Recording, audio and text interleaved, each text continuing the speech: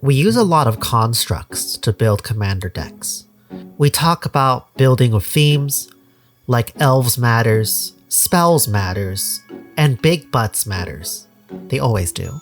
We talk about building with synergy, like anthems synergize with tokens, cheap spells synergize with prowess, and apparently now jellyfish synergize with big butts. We talk about good cards, bad cards, combos, packages, interaction, all that. But for some reason, I never hear about the most foundational part about making a good commander deck. Having a game plan. Now I imagine most players can tell me what their game plan is. We talk about it every time we sit down at an LGS. This is my Lathril deck. It makes a lot of elves and wins with the Crater Hoof.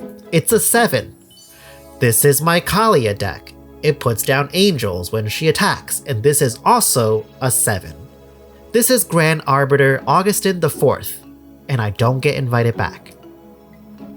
We all generally know what a game plan is, but this is where almost everyone, falls short. They have a vague concept of their game plan and start pulling cards from all the constructs we just talked about. A little more cards that fit my theme, a few cards that synergizes with them, some generically good cards that go with my commander, and a bit of interaction, and voila, another 7 yet again. Why, Rebel, you are quite prolific. This is how most people build their decks. It's truly a 7 out of 10 in terms of quality. It vaguely knows what it wants to do, and it vaguely plays cards that fit the overall shell. And when people ask me how to improve their decks, this is usually the first question I always ask. What do you want the deck to do? Because if we don't know what the deck really wants to do, or how it wins, how are we supposed to ever make easier decisions? There's bajillion cards to pick from. I can't tell you which one to play if you can't tell me what your game plan is. Alright, we talked around the game plan a lot, so show me, Rebel. Show me what a game plan actually looks like.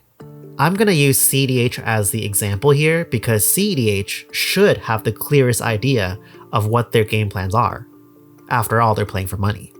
Let's take my favorite little kobold Rograk and pair him with the Demir dummy, Cyrus or something.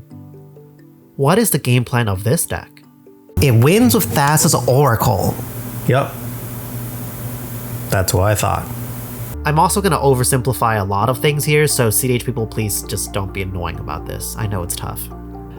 So if this is the endpoint, let's draw a line down the middle to represent our pathway to this end state combo. Now, how do we get to the game state of Thoracle Console? Sometimes we just have it and play the cards and win. But more often than not, we also play Underworld Breach, with Lion's Eye Diamond and Brain Freeze to arrive to this state. And how do we get to Underworld Breach?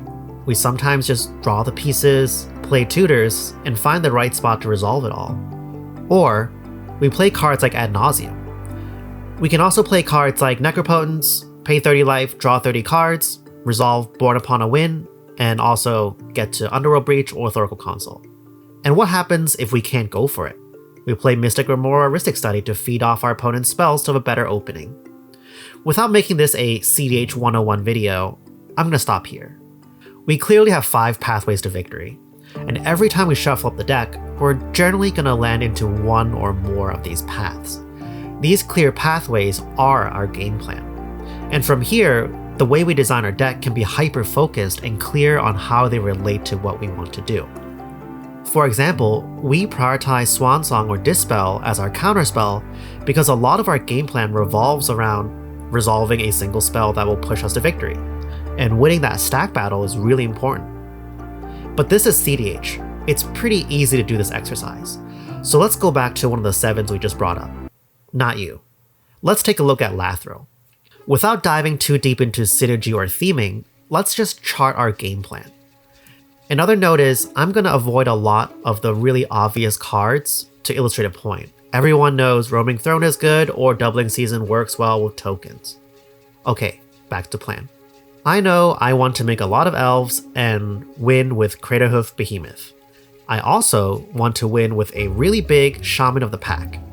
And for fun, let's just say I also want my deck to win with a massive Exsanguinate.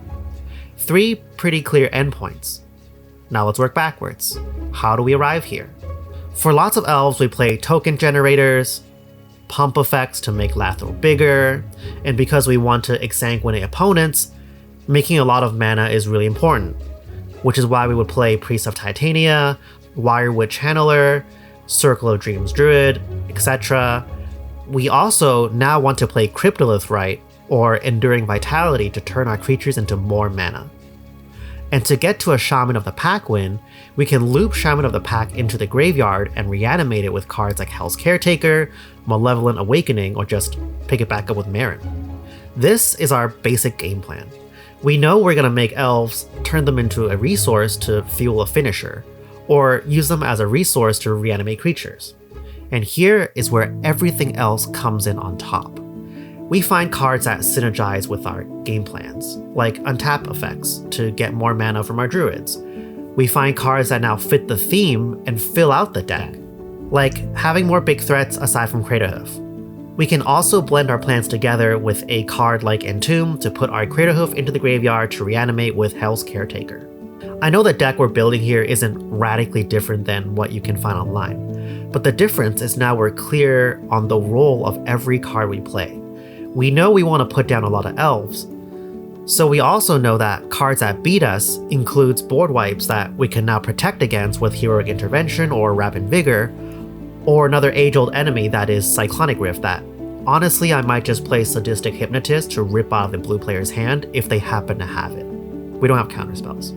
You don't need to do this exercise every time you build a commander deck, but generally knowing the steps you want to take and the outcomes you want to achieve will really help you with how to pick cards to finish your deck, and should also help cut a lot of the fat that general consensus taught you to play.